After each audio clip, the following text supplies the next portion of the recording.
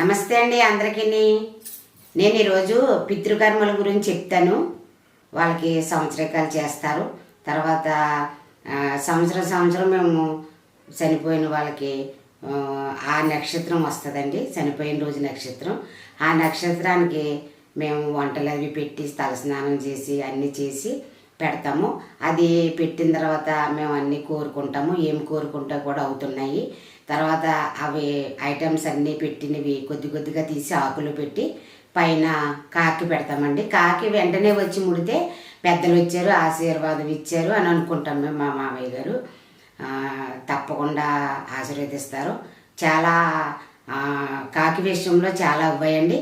మా వారు అలా పెట్టిన వెంటనే వచ్చి కాకి ముడుతుంది. అది కూడా వీడియో క్లిప్ తీసాము, పెడతాం మీకు.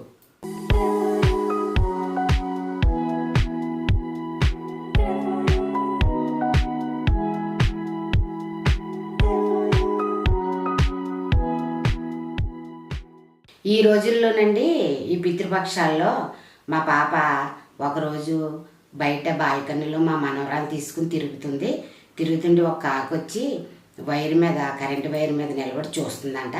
ఇదేంటి కాకి ఇలా చూస్తుంది అనేసి అని చూస్తూనే లోపలికి వచ్చింది. హాల్లోనేమో మా మనవడు పడుకొని ఉన్నాడు. పడుకుని ఉంటే వాళ్ళ తమ్ముడి దగ్గరికి ఈ అమ్మాయి వచ్చింది. వచ్చి అలా నిలబడి పక్కన చూసినప్పటికీ ఆ కాకి అప్పటి వరకు చూస్తూనే ఉందంట వీళ్ళిద్దరిని, అంటే మనవరాలని. ఈ లోపల మా అమ్మాయి చూసి మళ్ళీ ఇదేంటి మా మావయ్య గారు వచ్చారా, ఫస్ట్ పితృపక్షాలు స్టార్ట్ అవ్వాయి, ఈ రోజునే వచ్చారా మనం చూడడానికి చూస్తున్నారు అనుకుని మా అమ్మాయి వీడియో తీసిందండి. అది కూడా మీకు పెడతాను.